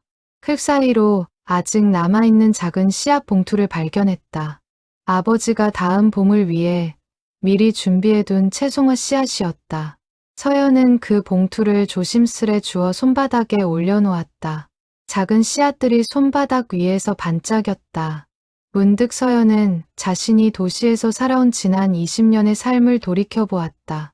화려한 오피스텔, 성공적인 커리어, 인정받는 디자이너로서의 삶. 겉으로 보기에는 부족함 없는 삶이었다. 하지만 그 삶의 어느 구석에도 이토록 순수하고 무조건적인 사랑은 존재하지 않았다는 것을 그녀는 이제야 깨달았다. 아버지가 매일 아침 물을 주며 돌보았을 이 작은 화단이야말로 세상 그 무엇보다 값진 사랑의 증거였다. 서연은 씨앗 봉투를 가방에 조심스레 넣었다. 언젠가 이 씨앗들을 다시 심을 날을 기약하며 그녀는 오랫동안 화단 앞을 떠나지 못했다. 저녁 바람이 선선하게 불어와 그녀의 머리카락을 흩날렸다. 그때 골목 저편에서 낯익은 얼굴이 걸어왔다. 어릴 적 서연과 한 동네에서 자란 중마고 미란이었다. 서울에서 자리를 잡은 뒤로는 명절에나 잠깐씩 소식을 주고받던 사이였다. 서연아, 얘기 들었어. 힘들었지. 미란은 서연을 꼭 안아주었다. 두 사람은 화단 옆 낡은 평상에 나란히 앉았다. 나 어릴 때 기억나? 너희 아버지가 우리 우산 다 젖었다고 새 우산 사다 주셨던 거. 서연은 그제야 희미하게 떠오르는 기억에 미소 지었다. 맞다. 그런 적 있었지. 까맣게 잊고 있었어. 너희 아버지, 동네에서 모르는 사람이 없었어. 다들 한 사장님 하면서 얼마나 의지했는데. 나는 사실 내가 부러웠어. 그렇게 든든한 아버지가 계셔서. 미라는 잠시 말을 멈추었다가 조심스레 덧붙였다. 사실 나 몇 년 전에 부모님 두 분 다 갑자기 여의었잖아. 그때 정말 힘들었거든. 그런데 내 아버지가 우리 집에 와서 며칠이나 이런저런 일을 도와주셨어. 장례 절차도 알려주시고, 형편 어려운 것도 눈치채시고, 몰래 도움도 주시고, 그때 그 은혜, 나 평생 못 잊어. 너한테 꼭 한번 말하고 싶었는데 기회가 없었네. 서연은 또 한 번 놀랐다. 자신이 전혀 모르던 아버지의 선행이 이렇게 곳곳에서 계속 드러나고 있었다. 마치 아버지의 삶이라는 큰 그림을 조각조각 흩어진 퍼즐로 이제야 맞춰가는 기분이었다. 서연은 순간 말문이 막혔다. 자신이 20년간 원망하며 살아온 그 아버지를 정작 동네 사람들은 부러움의 대상으로 여기고 있었다는 사실이 낯설게 다가왔다. 어쩌면 진짜 소중한 것은 늘 가까이 있을 때는 보이지 않다가 멀어지고 나서야 비로소 그 크기를 실감하게 되는 것인지도 모른다고 서연은 생각했다. 그리고 그 중심에는 언제나 표현하지 못했을 뿐 결코 작지 않았던 사랑이 자리하고 있었다. 가게 정리가 거의 끝나갈 무렵 서연은 낯선 손님 한 명을 맞이하게 되었다. 60대로 보이는 남자였다. 그는 가게 앞에서 오래도록 서성이다 조심스레 문을 두드렸다. 서연은 처음 보는 얼굴에 잠시 경계했지만 남자의 눈빛에서 진심 어린 조심스러움을 느끼고 안으로 들어오시라 청했다. 남자는 낡은 코트를 여미며 가게 안을 천천히 둘러보았다. 마치 오랜만에 옛집을 다시 찾은 사람처럼 그의 시선은 작업대와 벽에 걸린 사진들을 하나하나 훑고 지나갔다. 한 사장님 소식을 늦게 들었습니다. 죄송하지만 몇 말씀 나눌 수 있을까요? 서연이 자리를 권하자 남자는 무거운 얼굴로 이야기를 시작했다. 저는 한 사장님과 젊었을 때부터 알고 지낸 사람입니다. 사실은 서연 씨가 20살 때 사업 실패로 힘들어했던 그 시기를 기억합니다. 서연의 눈이 커졌다. 그때 제가 채권 관련 일을 하고 있었는데 한 사장님이 저를 찾아오셨더랬죠. 딸의 빚을 대신 갚겠다고, 대신 딸에게는 절대 알리지 말아달라고 신신당부하셨습니다. 그때 그분 표정을 아직도 잊을 수가 없어요. 눈에는 눈물이 그렁그렁한데 입으로는 끝까지 담담한 척 하시더라고요. 서연은 그 이야기를 들으며 20살 그의 겨울, 자신이 아버지에게 쏘아붙였던 말들을 떠올렸다. 아빠는 늘 이래요. 저한테 물어보지도 않고 그 말을 내뱉을 때 정작 아버지는 이미 딸 몰래 모든 것을 정리하고 있었던 것이다. 서연은 손으로 입을 틀어막았다. 부끄러움과 죄책감이 동시에 밀려왔다. 그때 사장님이 가진 돈으로는 부족해서 결국 가게를 담보로 대출까지 받으셨어요. 이자도 만만치 않았을 텐데 단 한 번도 힘든 내색을 안 하시더라고요. 오히려 저한테 고맙다고, 딸을 도울 수 있게 해줘서 고맙다고 하셨죠. 그 말을 듣는데 제가 다 눈물이 나더라고요. 남자는 잠시 숨을 고른 뒤 말을 이었다. 그러면서 이런 말씀을 하셨어요. 내 딸이 이걸 알면 자존심에 무너질 거요. 저 아이는 자기 힘으로 이겨냈다고 믿어야 다시 일어설 수 있는 아이요. 그러니 부디 비밀로 해주시오. 저는 그 말이 참 인상 깊었습니다. 보통 부모라면 자식한테 생색이라도 낼 법한데 한 사장님은 끝까지 자신을 숨기려고 하셨거든요. 서연은 그날의 광경을 머릿속으로 그려보았다. 채권 서류에 도장을 찍으며 딸 모르게 모든 것을 정리하던 아버지의 뒷모습, 그 고독한 결단의 순간을 자신은 20년이 지나서야 낯선 이의 입을 통해 전해 듣고 있었다. 서연의 눈에서 다시 눈물이 흘러내렸다. 서연은 조용히 눈물을 훔치며 물었다. 그럼 그때 그 서류에 도장을 찍어주신 게 정말 아버지 혼자 결정하신 거였어요? 저는 한 번도 상의받은 적이 없는데 네, 전적으로 혼자 결정하셨습니다. 오히려 제가 따님한테 알려야 하지 않겠냐고 몇 번을 여쭤봤는데 그때마다 완강하게 반대하셨어요. 지금 생각해보면 그게 한 사장님만의 사랑 표현 방식이 아니었나 싶습니다. 자식한테 짐이 되고 싶지 않은 마음, 그리고 자식이 스스로 일어서길 바라는 마음, 그 두 가지가 함께 있으셨던 거죠. 서연은 아무 말도 할 수 없었다. 눈물이 다시금 차올랐다. 그리고 며칠 전에 우연히 다시 뵈었을 때 제가 여쭤봤습니다. 따님한테 언제 사실대로 말씀하실 거냐고요. 그랬더니 한 사장님이 이렇게 말씀하시더군요. 남자는 잠시 눈을 감았다가 다시 떴다. 말할 용기가 안 나는구려. 지금 와서 말하면 그동안 딸을 속인 것밖에 더 되겠소. 그냥 이대로 내가 세상 떠나는 날, 저 아이가 언젠가 알게 되면 그걸로 됐다 싶소. 원망을 하든 안 하든 적어도 아비가 저를 버린 게 아니었다는 것만은 알아줬으면 하오. 서연은 참았던 눈물을 터뜨렸다. 아버지는 살아생전 끝까지 그 진실을 전하지 못했다. 하지만 놀랍게도 언젠가는 딸이 알게 될 것이라 믿고 그날을 위해 편지를 쓰고 통장을 만들고 낡은 구두 밑창 속에 열쇠를 숨겨두었던 것이다. 마치 자신이 세상을 떠난 뒤에라도 딸이 진실을 마주할 수 있도록 조용히 길을 만들어둔 것처럼 서연은 그제야 모든 퍼즐 조각이 맞춰지는 것을 느꼈다. 구두 밑창의 쪽지, 나무 상자의 열쇠, 통장과 서류, 그리고 붙이지 못한 편지들까지 이 모든 것이 우연이 아니라 아버지가 오랜 세월에 걸쳐 세심하게 준비해둔 하나의 길이었다. 언젠가 딸이 이 가게로 돌아와 이 모든 진실과 마주할 그날을 위해서 남자는 자리에서 일어나기 전 마지막으로 한마디를 덧붙였다. 제가 굳이 이렇게 찾아온 이유는 한 사장님이 마지막으로 저한테 부탁하신 게 있어서예요. 혹시 딸이 진실을 알게 되면 절대 자책하지 말라고 전해달라고 하셨어요. 내가 좋아서 한 일이다. 그러니 서연이는 미안해할 것 하나 없다고요. 그 말씀 꼭 전해드리고 싶었습니다. 서연은 그 말에 다시 한번 눈물을 쏟았다.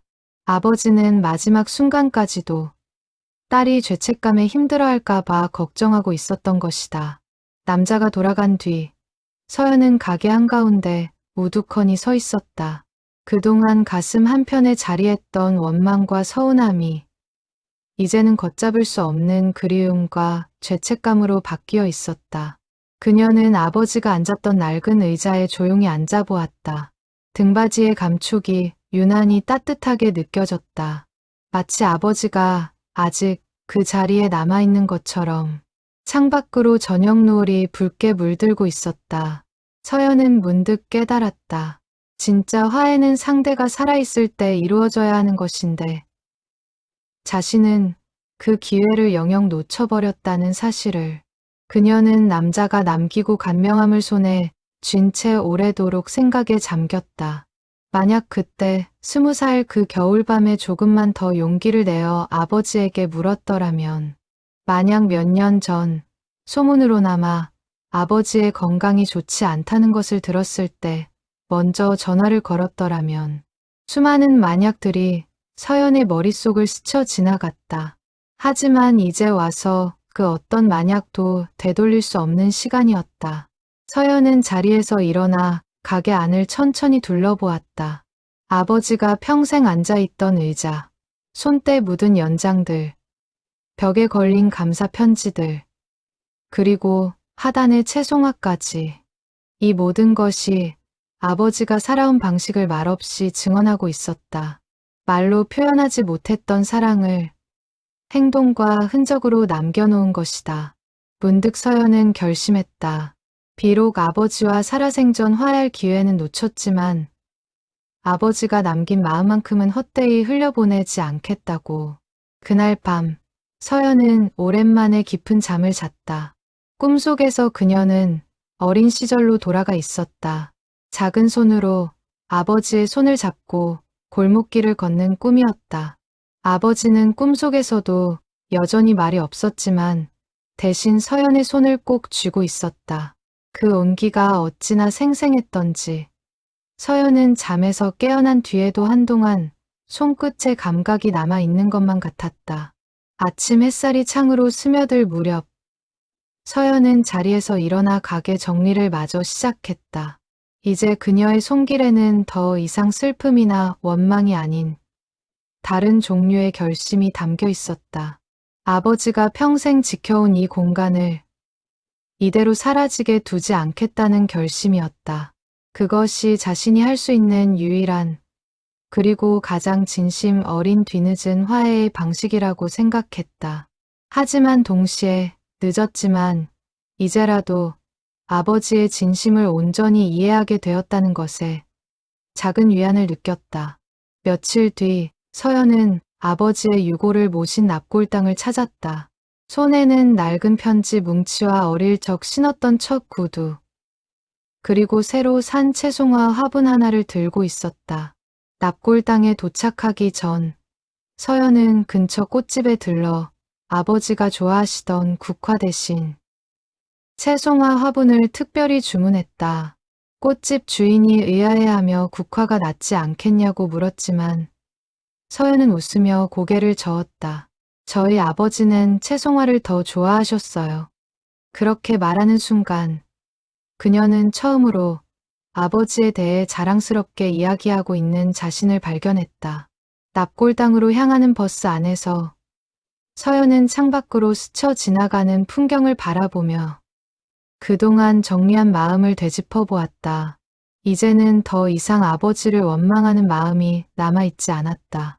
대신 그 자리에는 뒤늦게 찾아온 그리움과 조금 더 일찍 알았더라면 하는 아쉬움이 자리하고 있었다. 그녀는 가방 속 편지 뭉치를 손끝으로 매만지며 오늘만큼은 아버지에게 하고 싶은 말을 모두 전하리라 다짐했다. 납골당 안 작은 사진 액자 속 아버지는 여전히 낯선 온화한 미소를 짓고 있었다. 서연은 그 앞에 조용히 앉아 오랫동안 말을 잇지 못했다. 아빠, 그 한마디를 꺼내기까지 오랜 시간이 걸렸다. 저 왔어요. 이렇게 늦게 와서 죄송해요. 서연의 목소리가 가늘게 떨렸다. 편지 다 읽었어요. 통장도 서류도 다 봤어요. 왜 진작 말씀 안 하셨어요? 저는 아무것도 모르고 20년을 아빠 원망하면서 살았는데 왜 그렇게까지 하셨어요? 왜 끝까지 숨기셨어요? 서연은 잠시 울음을 삼켰다. 근데요, 아빠, 이제는 알 것 같아요. 아빠가 왜 그러셨는지, 저를 위해서였다는 거, 저 스스로 일어설 수 있게 해주려고 그러셨다는 거, 서투르셨던 거 알아요. 표현할 줄 모르셨던 거 알아요. 그래도 한마디만 해주셨으면 좋았을 텐데. 사랑한다고 딱 그 한마디만이라도요. 서연은 편지의 마지막 장을 다시 꺼내 소리 내어 읽었다. 사랑한다는 말, 살면서 한 번도 못 해줬구나. 이제라도 이 편지에 적어본다. 사랑한다, 서연아. 아빠, 저도요. 저도 사랑해요. 한 번도 말 못했지만 저도 늘 아빠를 사랑했어요. 화가 나고 원망스러운 마음 뒤에도 늘 아빠가 그리웠어요. 서연은 잠시 숨을 고르며 액자 속 아버지의 얼굴을 오래도록 바라보았다. 아빠, 저 요즘 자꾸 그 겨울밤이 생각나요. 제가 짐 가방 들고 나가던 그날 밤이요. 그때 아빠가 저를 붙잡았더라면 어땠을까? 그런 생각도 해봤어요. 근데 이제는 알아요. 아빠는 그때도 저를 붙잡고 싶으셨을 텐데 제 자존심을 지켜주려고 참으셨던 거죠. 아빠는 늘 그런 식이었어요. 자신을 희생하면서도 저한테는 그런 티 한 번 안 내시고. 서연의 목소리가 다시 떨리기 시작했다. 이제는 제가 그 마음 다 알아요. 그러니까 아빠, 더는 미안해하지 마세요. 저는 아빠가 저를 버린 게 아니라는 거 알아요. 오히려 그 반대라는 거, 이제는 확실히 알아요. 서연은 잠시 말을 멈추고 눈물을 닦았다. 저도 이제 아빠처럼 살아보려고요. 아빠가 그러셨던 것처럼 말보다는 행동으로 조용히 마음을 전하면서요. 그게 얼마나 어려운 일인지 이제야 알겠어요. 근데 아빠가 하셨으니까 저도 할 수 있을 것 같아요. 서연은 가져온 첫 구두를 액자 앞에 조심스레 내려놓았다. 이거 아빠가 저 대학 합격했을 때 만들어주신 구두예요. 제가 화가 나서 던져버렸었는데 아빠는 그걸 이렇게 오랫동안 고치고 또 고치면서 간직하고 계셨더라고요. 이제 제가 다시 가져갈게요. 소중히 간직할게요. 그녀는 채송화 화분도 함께 내려놓았다. 화분 속 작은 꽃송이가 저녁 햇살을 받아 은은하게 빛났다. 서연은 그 꽃을 바라보며 아버지가 매년 봄마다 이 꽃을 심으며 느꼈을 그리움의 깊이를 다시금 헤아려 보았다. 화단에 있던 채송화, 씨앗을 조금 받아왔어요. 제가 사는 곳에도 심을게요. 매년 볼 때마다 아빠 생각할게요.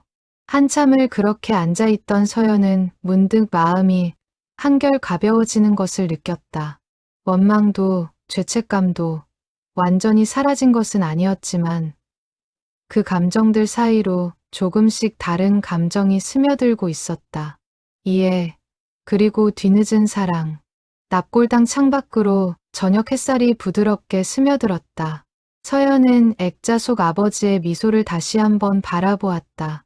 처음 보았을 때는 낯설게만 느껴졌던 그 미소가 이제는 왠지 다정하고 익숙하게 느껴졌다. 어쩌면 아버지는 늘 이런 미소를 짓고 계셨는데 자신이 그것을 알아보지 못했던 것은 아닐까. 서연은 그런 생각을 하며 조용히 미소 지어 보았다. 그녀는 자리에서 일어나며 마지막으로 한마디를 더했다.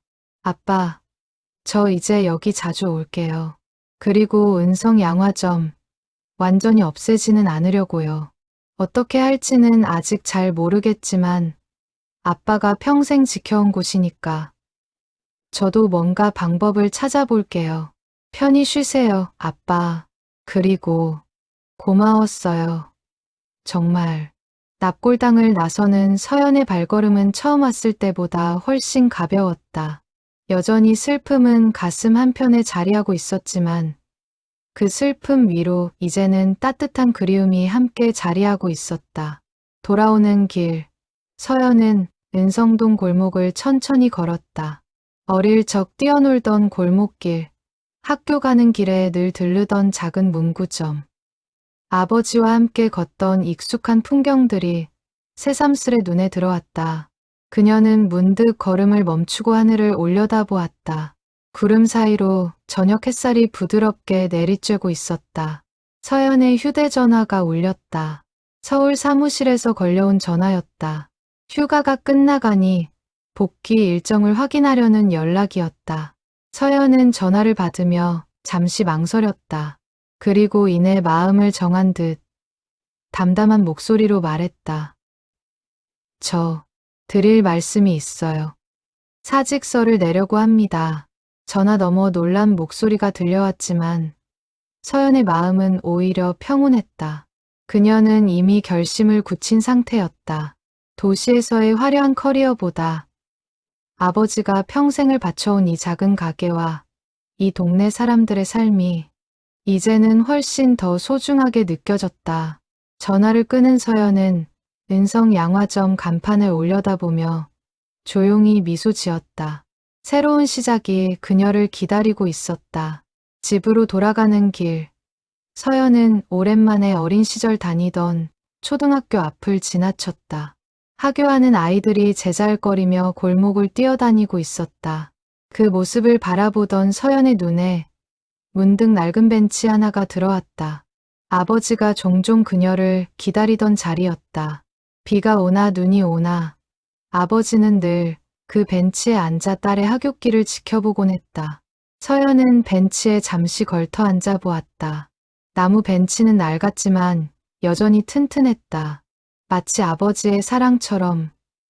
겉으로는 소박하고 투박했지만 그 안에는 결코 흔들리지 않는 단단함이 있었다는 것을 서연은 이제야 깨닫고 있었다. 그녀는 자리에서 일어나 다시 걸음을 옮기며 앞으로 살아갈 새로운 삶에 대한 다짐을 마음속 깊이 새겼다. 아버지가 그러했던 것처럼 말보다는 행동으로 조용하지만 단단한 사랑을 실천하며 살아가겠다고. 이듬해 봄, 은성 양화점은 새로운 간판을 달았다. 은성 공방 구두와 마음을 잇다. 서연이 회사를 정리하고 고향으로 내려와 새로 시작한 공간이었다. 도시에서 쌓아온 인테리어 감각을 살려 낡은 가게를 정성껏 고치되 아버지가 쓰던 작업대와 연장들은 그대로 보존했다. 가게를 리모델링하는 몇 달 동안 서연은 매일 밤늦게까지 손수 공사를 챙겼다. 낡은 벽지를 뜯어내던 날, 벽 안쪽에서 오래된 나무 판자 하나가 발견되었다. 판자에는 어린아이의 손바닥 그림과 함께 삐뚤빼뚤한 글씨로 서연이와 아빠, 우리 집이라고 적혀 있었다. 서연이 6살 때 그린 그림이었다.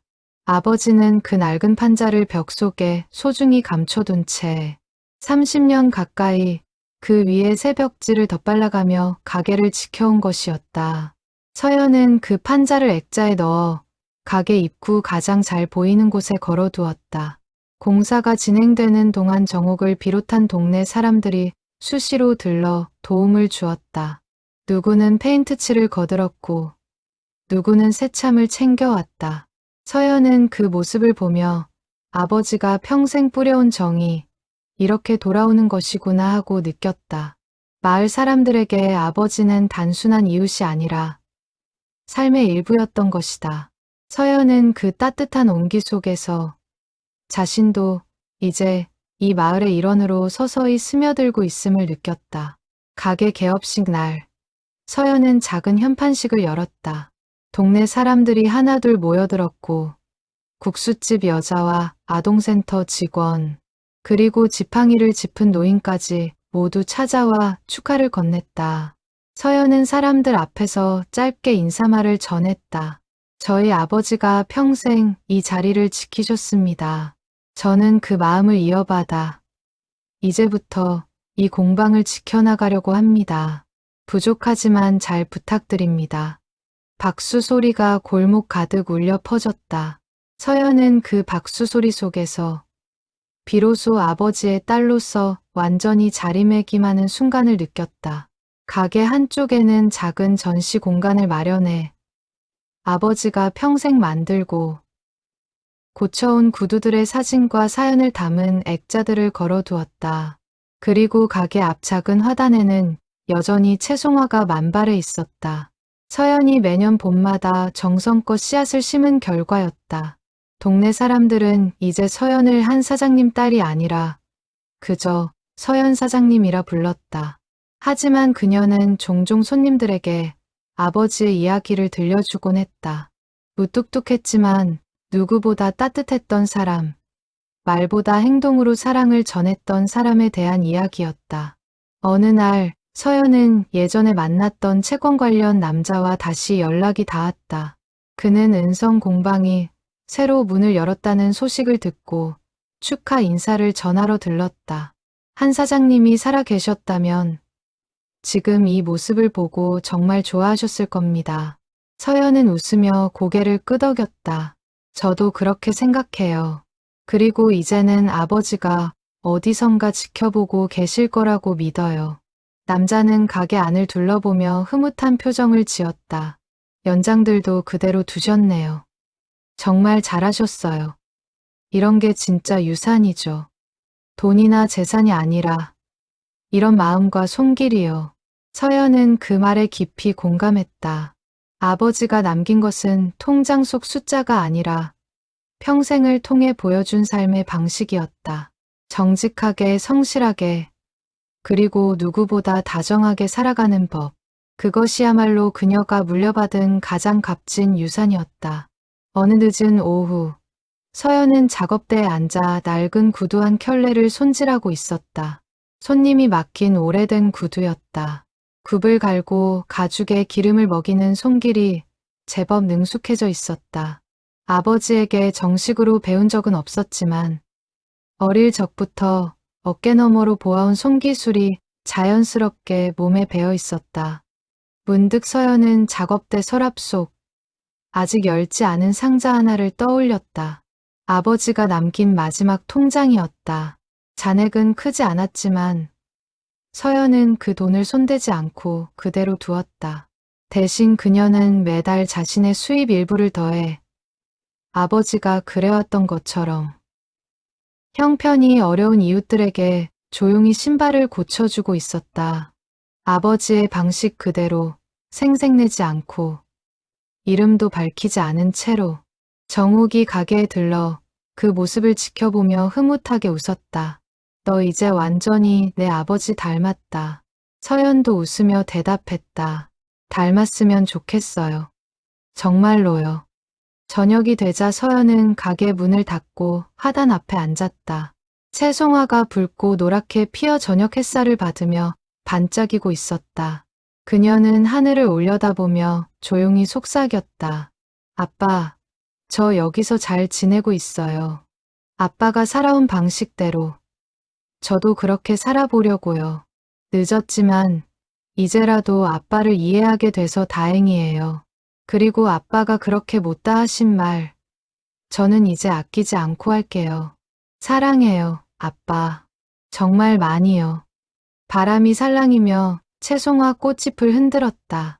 마치 대답이라도 하듯이. 서연은 오랫동안 그 자리에 앉아 저물어가는 노을을 바라보았다. 며칠 후 국수집 여자가 다시 가게를 찾아왔다. 이번에는 아이의 낡은 운동화를 들고 있었다. 아이는 어느새 훌쩍 자라 여자 뒤에 숨어 수줍게 서연을 바라보고 있었다. 사장님 소식 듣고 어떻게 지내나 걱정했는데 이렇게 다시 가게를 열어주셔서 정말 감사해요. 서연은 따뜻하게 웃으며 운동화를 받아 들었다. 제가 아버지한테 많이 배웠어요. 앞으로도 잘 부탁드려요. 여자가 돌아간 뒤 서연은 운동화를 작업대에 올려놓고 굽을 살피기 시작했다. 작은 발 모양에 맞춰 정성스레 손질하는 그녀의 모습은 어느새 아버지의 옛 모습과 꼭 닮아 있었다. 지역 아동센터에서도 다시 연락이 왔다. 아이들 신발을 부탁한다는 내용이었다. 서연은 흔쾌히 승낙하며 아버지가 그래왔던 것처럼 조용히 생색내지 않고 그 일을 이어가기로 했다. 가을이 다시 찾아오고 화단에 채송화가 씨앗을 맺을 무렵 서연은 작은 액자 하나를 가게 벽에 걸었다. 아버지의 마지막 편지 9절을 손수 옮겨 적은 액자였다. 사랑한다, 서연아. 늘 미안했고 늘 자랑스러웠다. 그 문장은 이제 가게를 찾는 모든 이들에게 말없이 전해지는 사랑의 증거가 되었다. 어느 날 서연은 낡은 나무 상자를 다시 꺼내보았다. 이제는 텅 비어 있었지만 그녀는 그 상자를 버리지 않고 가게 한편 선반 위에 소중히 올려두었다. 상자 안에는 대신 새로운 물건들이 채워지기 시작했다. 서연이 손질한 첫 구두의 사진, 단골 손님들이 남긴 감사 편지, 그리고 그녀가 매일 밤 짧게 적어 내려가는 일기장이었다. 아버지가 그러했던 것처럼 서연도 이제 자신만의 방식으로 하루하루의 마음을 기록해 나가고 있었다. 겨울이 오고 첫눈이 내리던 날, 서연은 가게 문을 열고 쌓이는 눈을 바라보았다. 화단의 채송화는 이미 지고 없었지만 흙 속에는 내년 봄을 기다리는 씨앗들이 조용히 잠들어 있었다. 서연은 그 흙을 가만히 바라보며 생각했다. 사랑도 이와 같아서 때로는 겉으로 드러나지 않아도 마음 깊은 곳에서 조용히 다음 계절을 준비하고 있는 것이라고. 아버지가 그녀에게 남긴 사랑이 꼭 그러했듯이 정욱이 눈길을 헤치고 가게에 들러 따뜻한 차 한 잔을 나누었다. 두 사람은 화롯가에 앉아 오래도록 아버지의 이야기를 나누었다. 슬픔보다는 그리움이, 원망보다는 감사가 담긴 대화였다. 창밖으로 눈이 소복소복 쌓여가는 밤, 은성 공방의 작은 불빛은 마을을 따뜻하게 비추고 있었다. 20년의 오해와 침묵 끝에 아버지가 남긴 낡은 구두, 한 켤레와 녹슨 열쇠 하나가 마침내 딸의 마음속 깊은 곳에 잠들어 있던 진실을 깨웠다. 그리고 그 진실은 원망을 용서로, 미움을 사랑으로 바꾸어 놓았다. 은성 양화점의 불빛은 오늘도 늦은 밤까지 꺼지지 않고 누군가의 낡은 신발과 마음을 함께 어루만지며 조용히 빛나고 있다.